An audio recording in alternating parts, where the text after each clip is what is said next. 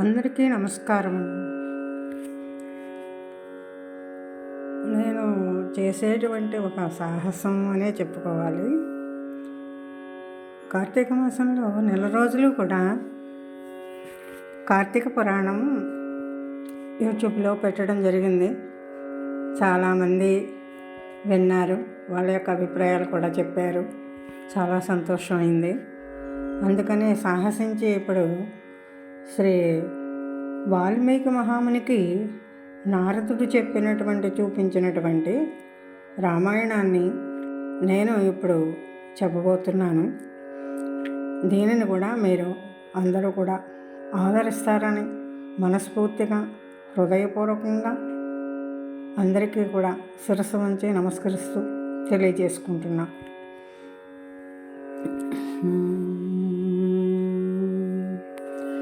శుక్లాంబరధరం విష్ణుం శశివర్ణం చతుర్భుజం ప్రసన్నవదనం ఛాయే సర్వవిఘ్నోపశాంతయే అగజానన పద్మార్కం గజాననమహర్నిశం అనేకదంతం భక్తానాం ఏకదంతముపాస్మహే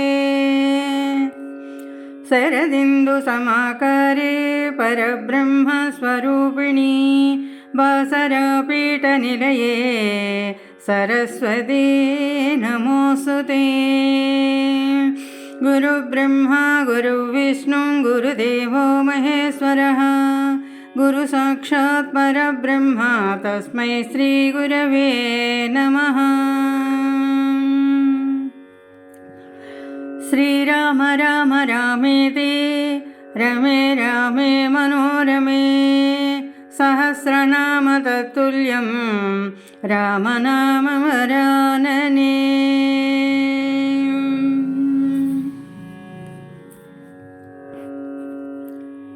తపస్శాలి అయినటువంటి వాల్మీకి మహాముని నారద మహామునిని చూసి, ఈ లోకంలో ఇప్పుడు ఉత్తమ గుణములు గల మహాపురుషుడు ఎవరైనా ఉన్నారా అని అడిగాడు. పరాక్రమవంతుడు, సకల ధర్మాలు తెలిసినవాడు, ఉపకారం మరచిపోనివాడు, అబద్ధమాడనివాడు, సంకల్పం చెలించనివాడు, కులంలో మొదటి నుంచి వస్తున్న సదాచారం కలవారు, సమస్త ప్రాణులకి హితం చేసేవాడు, విద్వాంసుడు, సమర్థుడు, ప్రియదర్శనుడు, ధైర్యవంతుడు, క్రోధం జయించినవాడు, కాంతిమంతుడు, అసూయ లేనివాడు, కోపం వచ్చిందో దేవతలనైనా యుద్ధంలో గడగడాలాడించేవాడు, ఇలాంటి వాడు ఎవరైనా ఉంటే తెలుసుకోవాలని ఉంది. నువ్వు సర్వసమర్థుడివి కనుక ఇలాంటి మహానుభావుడు ఎవరైనా ఉంటే నీకు తెలిసే ఉంటుంది, నాకు చెప్పవలసిందిగా కోరుచున్నాను అని వేడుకున్నాడు. నారదుడు గొప్ప తపస్శాలి, వేదాంగాలు బాగా తెలిసిన మహాముని, మూడి లోకాల విశేషాలు ఎరిగినటువంటి మహాజ్ఞాని. వాల్మీకి అడిగిన ప్రశ్న విని సంతోషించాడు. వాల్మీకి, అయితే చెబుతాను విను అంటూ అందుకున్నాడు. నువ్వు అడిగిన గుణాలు సామాన్యమైనవి కావు, ఎంతో దుర్లభమైనవి. మానవ మాతృల్లో అన్నీ ఉండడం అసంభవం. అయినా అలాంటి గుణాలు యావత్తూ ఉన్న వ్యక్తి లేకపోలేదు. చెబుతాను, సావధానంగా ఆలకించము. ఇక్ష్వాకు వంశంలో పుట్టిన రాముడు లేడు, లోకులు ఎంతోమంది ఎరుగుదురు కదా. అతన్ని చలించిన స్వభావం కలవాడతడు. గొప్ప వీర్యవంతుడు, తేజోవంతుడు, ధైర్యశాలి, బుద్ధిమంతుడు, నీతిమంతుడు, మంచి వక్త, శ్రీమంతుడు, శత్రువుల్ని ఇట్టే జయించగల శక్తిమంతుడు. అతడి ఎగుభుజాలు, పొడవాటి చేతులు, శంఖం లాంటి కంఠము ఎంతో గొప్పగా ఉంటాయి. దవడలు పుష్టిగా ఉంటాయి. వక్షస్థలం విశాలంగా ఉంటుంది. మూపున సంధి ఎముకలు కనపడవు. చేతులు మోకాళ్ళకి తగులుతూ ఉంటాయి. మంచి లక్షణాలన్నీ అతడి శిరస్సులో ఉన్నాయి. నుదురు చెప్పని అక్కర్లేదు. ఇంతెందుకు, మనిషి ఎలా ఉండాలో అలా ఉంటాడతడు. ప్రతి అవయము హెచ్చు తక్కువ లేకుండా సమంగా విభజించి ఉంటుంది. శరీరం యావత్తూ మలిచినట్టు నునుపుగా నిగనిగలాడుతూ ఉంటుంది. రొమ్ము భాగం బలిసి ఉంటుంది.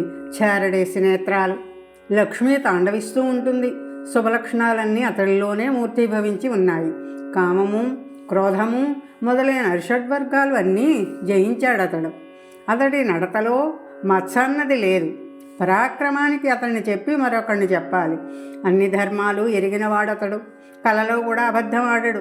ప్రజాక్షేమమే అతడి వ్రతం. కీర్తిమంతుడు, మహాజ్ఞాని, పరిశుద్ధుడు, ఆశ్రిత పరతంత్రుడు, శరణన్న వాళ్ళని రక్షించడమే అతని శపథం. బ్రహ్మతో సమానమైన వాడతడు. సర్వము అతిశయించినవాడు. మంచి దాత. శత్రువులంటే తృణప్రాయంగా చూస్తాడు. అన్ని లోకాలు అతడే రక్షిస్తాడు. అన్ని ధర్మాలు అతడే కాపాడతాడు. స్వధర్మం రవంతా తప్పడు. తన వాళ్ళని తల్లిలా ఆదుకుంటాడు. వేదాలు, వేదాంగాలు అతడి వేళ్ల మీద ఉంటాయి. ధనుర్వేదంలో అంతటి వాడు నభూతో నభవిష్యతి. శాస్త్రాలన్నీ కరతలామలకు మొదటికి. అంతటి మేధావంతుడు లేనేలేడు. లోకులందరికీ ప్రియమైనవాడు. అపకారం చేసిన వాళ్ళకైనా ఉపకారమే చేస్తాడు. పరమ సాధువు. దీని భావం అతడిలో వెదికినా కనపడదు. సహృదయుడు, మంచి విచక్షణ జ్ఞానం కలవాడు. నదులన్నీ సముద్రాన్ని ఆశ్రయించినట్టు మంచివాళ్ళందరూ అతన్నే ఆశ్రయిస్తారు. అంత పూజ్యుడు మరి ఎక్కడా లేడు. అంతటి సమబుద్ధి గలవాడు లేడు. ప్రియదర్శనుడు లేడు. అదుగో ఆ రాముడే నువ్వు అడుగున సుగుణాలన్నీ ఉన్న మహానుభావుడు. కౌసల్యాదేవి కళ్ళ వెలుగు అతడు. సముద్రమంత గంభీరుడు. హిమాలయమంత ధైర్యవంతుడు. పరాక్రమంలో మహావిష్ణువు. అందానికి పూర్ణచంద్రుడు. క్రోధం వస్తే ప్రళయాగ్ని అయిపోతాడు. కానీ క్షమాగుణంలో భూదేవితో సమానుడు. దానానికి కుబేరుడు. సత్యానికి సాక్షాత్తు ధర్మదేవత. ఇలాంటి సుగుణాలు పుట్ట రాముడు. స్వచ్ఛపరాక్రముడు, జనప్రియుడు, దశరథ మహారాజు పెద్ద కుమారుడు అతడు కనుక అతన్ని యువరాజుగా అభిషేకించాలని నిశ్చయించాడు దశరథుడు. దశరథుడికి కైక అనే ఒక భార్య ఉంది. రాముణ్ణి యువరాజు చేయడం కోసం తెప్పించిన సంభారాలు ఆమె చూసింది. లోగడ దశరథుడు ఆమెకు 2 వరాలు వాగ్దానం చేశాడు. ఆ 2 వరాలు ఇప్పుడు చెల్లించమని ఆమె కోరింది. అందులో ఒకటి రాముణ్ణి అడవికి తోలేయమని, రెండోది తన కుమారుని యువరాజు చెయ్యాలని కోరింది. ఆడిన మాట తప్పనివాడు దశరథుడు. ధర్మానికి కట్టుబడి కైకకిచ్చిన వరాలు కాదనలేకపోయాడు. తన ప్రాణం ఒకటి రాముడు, ఒకటి కాదు. అయినా అతన్ని అడవికి పంపేశాడు. రాముడు వీరుడు. కైకకి సంతోషకారణమైన తండ్రి గారి మాట ప్రకారం ప్రతిజ్ఞ నిలబెట్టుకుంటూ అడవికి వెళ్ళిపోయాడు. రాముడి తమ్ముడు లక్ష్మణుడు. సుమిత్ర ముద్దు కొడుకు అతడు. అన్నగారంటే అతడికి ప్రాణం. అంచేత అన్నగారి సేవ చేయడం కోసమే వినయంగా ఆయన వెంట అడవికి నడిచాడు అతడు. తమ్ముడంటే ఇలా ఉండాలయ్యా అన్నారు లోకులు. రాముడు భార్య సీత, ఆమె కూడా వాళ్ళ వెంట అడవికి వెళ్ళింది. రాముడే తానే రాముడిగా ఉండేదా ఇల్లాలు. భర్త హితమే తన హితంగా చూసుకునేది. జనక మహారాజు కూతురామె. సర్వలక్షణాలు ఆమెలో ఉన్నాయి. జగన్మోహిని వంటి చక్కని చుక్క. చెప్పుకోతగ్గ ఇల్లాలు. చంద్రుడితో రోహిణిలాగా రాముణ్ణి వెంబడించింది ఆమె. పౌరులు, దశరథ మహారాజు చాలా దూరం వెళ్ళారు. సాగనంపి వచ్చారు. గంగ ఒడ్డున శృంగభేరీపురం చేరాడు రాముడు. అక్కడి నుంచి తన సారథిని సుమంతుణ్ణి అయోధ్య పంపేశాడు. శృంగభేరీపురంలో బోయరాజుని గుహుణ్ణి కలుసుకున్నాడు. సీతారాముల్ని, లక్ష్మణుని గుహుడు గంగానది దాటించాడు. రాముడు, లక్ష్మణుడు, సీత ఒక అడవి నుంచి మరొక అడవి తిరుగుతూ వెళ్ళారు. పెద్ద పెద్ద నదులు దాటారు. భరద్వాజ ఋషిని చూశారు. ఆయన చెప్పిన ప్రకారం చిత్రకూట పర్వతానికి వెళ్ళారు. అక్కడ చక్కని పర్ణశాల కట్టుకున్నారు. అయోధ్యలో అన్ని సుఖాలు అనుభవించిన ఆ ముగ్గురు ఆ పర్ణశాలలో దేవతల్లాగా, గంధర్వుల్లాగా హాయిగా నివాసం చేశారు. రాముడు చిత్రకూటం చేరాక దశరథుడు కొడుకు కోసం ఎంతో దుఃఖపడ్డాడు. ఆ పుత్రశోకంతోనే అతను కాలం చేశాడు. దశరథుడు కళ్ళు మూశాక వశిష్ఠులు మొదలైన వాళ్ళు భరతుల్ని రాజ్యం చేయమన్నారు. రాజ్యం చేయడానికి సమర్థుడే భరతుడు. అయినా రాముడి మీద భక్తి చేత అతడు అంగీకరించలేదు. వీరుడైన అతడు అన్నగారి కోసం అడవికే బయలుదేరాడు. చిత్రకూటం వెళ్ళాడు. మహాత్ముడు, సత్యపరాక్రముడు అయిన రాముణ్ణి వినయంగా కలుసుకున్నాడు. అన్నయ్య, సమస్త ధర్మాలు తెలుసు నీకు. నువ్వే రాజువి, దయచేయి అని ప్రార్థించాడు. 50 మందిని సంతోషపెట్టే స్వభావం రాముడిది. ఎవరు ఏది కోరితో అది ఇచ్చేవాడతడు. యాచకునికి ఎంతో సుముఖుడు, కీర్తిమంతుడు, బలవంతుడు అయినా భరతుడు కోరిక మాత్రం చెల్లించలేదతడు.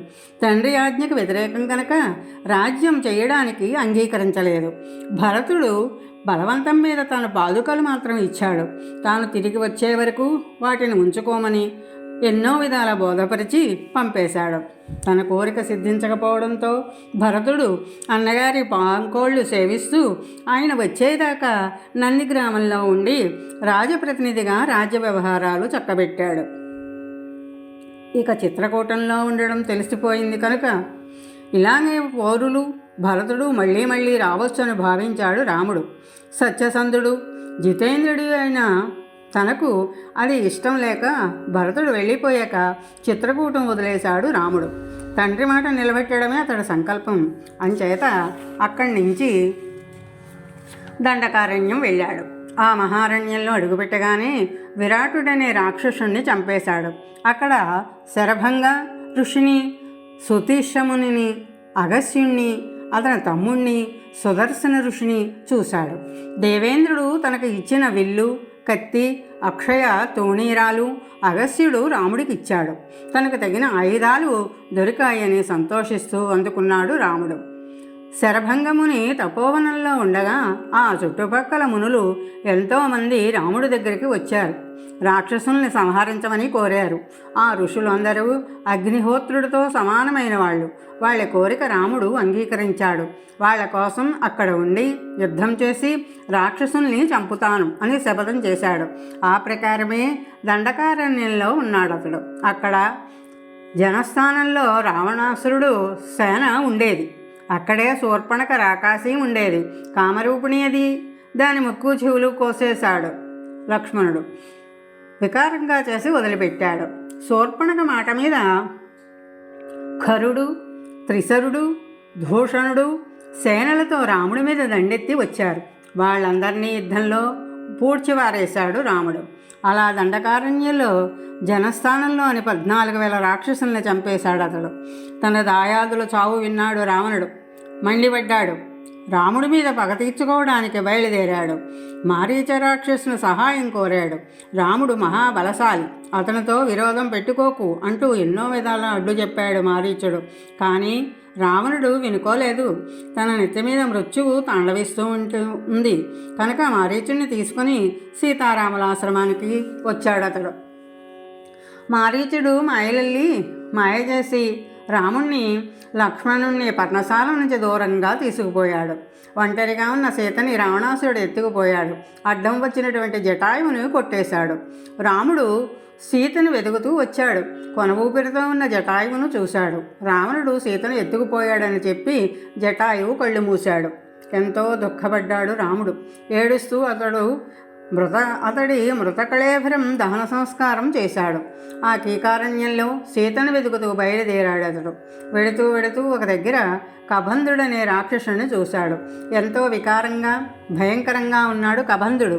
అతన్ని చంపేసి దహనం చేసేశాడు. రాముడు ప్రాణం వదిలి స్వర్గానికి పోతూ రాముడితో శబరి విషయం చెప్పాడు కబంధుడు. రామా, నీకోసం ఎన్నాళ్లయో ఎదురు చూస్తూ ఉంది శబరి. ధర్మ సూక్ష్మాలు తెలుసుకుని పిసరంతా ధర్మం తప్పకుండా నడుచుకుంటూ ఉంది. ఆమె సన్యాసాశ్రమం గడుపుతూ ఉంది. ఆమె దగ్గరికి వెళ్ళు, నిన్ను సత్కరిస్తుంది అన్నాడు.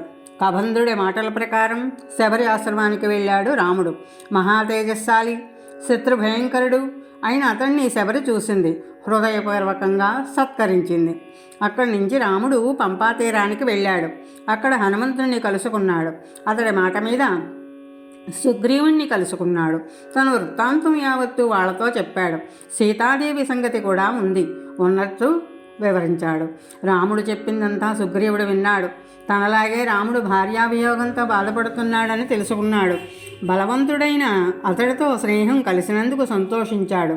అగ్నిసాక్షిగా నేస్తం కట్టాడు.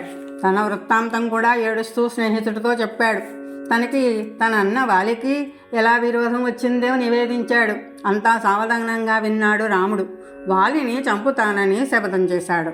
వాలి బలమంతా సుగ్రీవుడు రాముడితో చెప్పాడు. రాముడు వాలిని చంపగలడో లేడో అని అతనికి సందేహం బాధిస్తూ ఉండేది. అందుకని తనకి నమ్మకం కుదరడం కోసం పెద్ద కొండలాగా పడి ఉన్న దుందుబి రాక్షసుడి కళేభరం రాముడికి చూపించాడు అతడు. లోగడ వాలి చంపేసి విసిరేసిన కళేభరం అది ఇంత అంత అని నిరూపించలేనంత మహాబలశాలతుడు.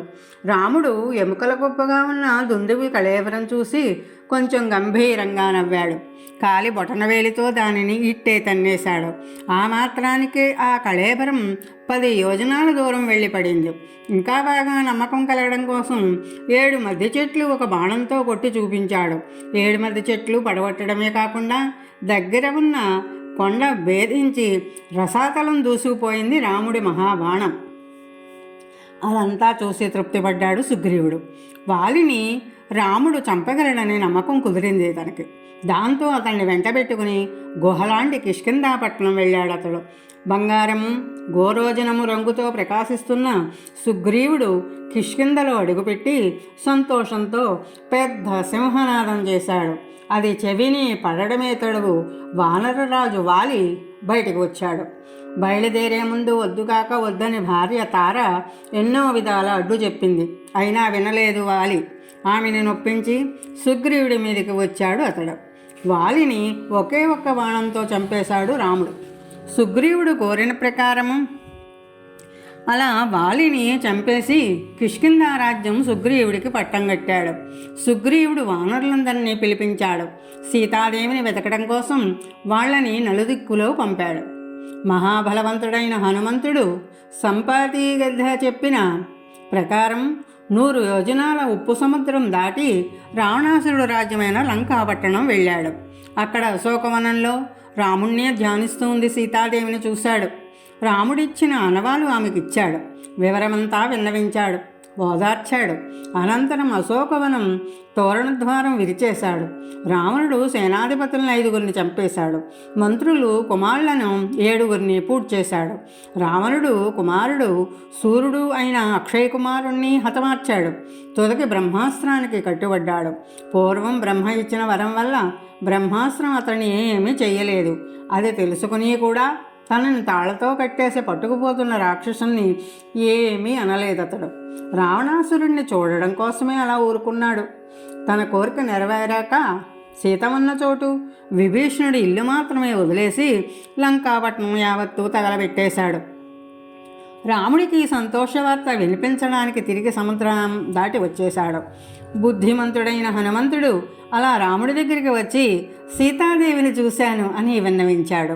సుగ్రీవుడితో కలిసి రాముడు సముద్రం దగ్గరికి వచ్చాడు. సూర్యుడిలా ప్రకాశిస్తున్న బాణాలు కొట్టి సముద్రుణ్ణి క్షోభపెట్టేశాడు. సముద్రుడు ప్రత్యక్షమయ్యాడు. అతడు చెప్పిన ప్రకారం రాముడు నలుడి చేత సేతువు కట్టించాడు. దాని మించి లంకాపట్నం వెళ్ళాడు. యుద్ధం చేశాడు. రావణాసురుణ్ణి చంపేశాడు. కానీ సీతని పరిగ్రహించడానికి సిగ్గుపడ్డాడు. 10 మంది ఎదుట ఆమెతో కఠినంగా మాట్లాడాడు. సీత మహాపతివ్రత. రాముడి నిష్ఠూరాలు సహించలేకపోయింది. మండుతున్న అగ్నిలో ప్రవేశించింది. అగ్నిహోత్రుడు సంతోషించి ఆమెను పరిగ్రహించాడు. గ్రామదేవతలందరి చేత ఆమెను పరిగ్రహించాడు. దేవతలందరి చేత పూజలందుకున్నాడు, ప్రకాశించాడు. మహావీరుడైన రాముడు రావణాసురుని చంపేయడంతోనే 3 లోకాల వాళ్ళు ఆనందించారు. తన ప్రతిజ్ఞ ప్రకారము రాముడు విభీషణుని లంకకి రాజుని చేశాడు. కృతకృత్యుడై సంతోషించాడు. దేవతలిచ్చిన వరాలు పుచ్చుకున్నాడు. యుద్ధంలో చచ్చిపోయిన వారుల్ని బతికించుకుని స్నేహితులతోనూ వాళ్లతోనూ కలిసి పుష్పక విమానం మీద అయోధ్య బయలుదేరాడు. దారిలో భరద్వాజముని ఆశ్రమంలో దిగాడు. ముందుగా భరతుడి దగ్గరికి హనుమంతుడిని పంపాడు. తర్వాత సుగ్రీవుడు మొదలైన స్నేహితులతో పుష్పకం మీద నందిగ్రామం వెళ్ళాడు. భరతుణ్ణి కలుసుకొని జడలో విప్పేసి మునివేషం వదిలిపెట్టాడు. అక్కడి నుంచి సీత తమ్ములు వాళ్ళు కలిసి అయోధ్యకు వచ్చేశారు. పట్టాభిషేకం చేసుకుని రాజ్య పరిపాలన చేశాడు. రాముడు పట్టాభిషేకం చేసుకోగానే ప్రజలు 50 మంది సంతోషించారు. రామరాజ్యం చల్లగా సాగుతోంది. ప్రజలు ధర్మం తప్పకుండా నడుచుకుంటున్నారు. కరువు కాటకాలు వ్యాధులు లేవు. లోకం హాయిగా ఉంది. కుమారులు మరణించడం అన్న మాట ఎవరూ ఎరుగరు. స్త్రీలు వైధవ్యం అన్న మాటే మరచిపోయారు. వ్యభిచారం పూర్తిగా నశించిపోయింది. స్త్రీలందరూ పతివ్రతలే అయిపోయారు. అగ్నిభయం ఎక్కడా లేదు. నీళ్ల భయము, గాలి భయము కూడా లేదు. జ్వరాలు అలాంటివి మాయమే అయిపోయాయి. ఏ ప్రాణి ఆకలి దప్పులతో బాధపడలేదు. దొంగల భయము లేదు. పల్లెలు పట్టణాలు ధనధాన్యాలతో తొలుతూగాయి. నిత్య కళ్యాణం పచ్చతోరణంగా కలకల్లాడాయి. కృతయుగంలాగా లోకులు యవన్మంది ఆనందంతో సుఖంగా ఉన్నారు. రాముడు వందల కొద్దీ అశ్వమేధాలు చేశాడు. ఎన్నో అన్ని సువర్ణ కానుకలతో దేవతల్ని తృప్తిపరుస్తాడు. 10,000 కోట్ల ఆవులు బ్రాహ్మణులకు దానం చేస్తాడు. లెక్కాజమాలైనంత ధనం వాళ్ళకి ధారపోస్తాడు. మహాకీర్తి సంపాదిస్తాడు. 100 రెట్లు రాజవంశాలు వృద్ధి చేస్తాడు. 4 వర్ణాలు ధర్మం తప్పకుండా నడిపిస్తాడు. 10,000 సంవత్సరాలు రాజ్యం చేసి తుదికి శాశ్వతమైన బ్రహ్మపదం చేరుకుంటాడు. రాముడి చరిత్ర పవిత్రమైంది. పాపాలు పోగొడుతుంది, పుణ్యం కలిగిస్తుంది, వేదతుల్యమైంది. భక్తితో ఇది చదివినవాడు పాపాలన్నిటి నుంచి విముక్తుడవుతాడు. రామాయణం ఆయుర్దాయం అభివృద్ధి చేస్తుంది. రామాయణం చదువుతున్న మనిషి కొడుకులు మనవలు కలిగి బంధువులతోనూ స్నేహితులతోనూ ఇక్కడ సుఖపడతాడు. శరీరం విడిచాక స్వర్గంలో దివ్య సుఖాలు అనుభవిస్తాడు. దేవతలే అతన్ని పూజిస్తారు. రామాయణం చదివిన బ్రాహ్మణుడు మహాపండితుడవుతాడు. క్షత్రియుడు రాజు అవుతాడు. వైశ్యుడు మంచి లాభాలు సంపాదిస్తాడు. శూద్రుడు గొప్పవాడై పూజ్యుడవుతాడు. శ్రీమద్ రామాయణంలో ఇది సంక్షేమం మొదటి సర్గ. నారద మహాముని వాల్మీకి మహామునికి చెప్పినటువంటి రామాయణ సంక్షేమ కథ అన్నమాట ఇది.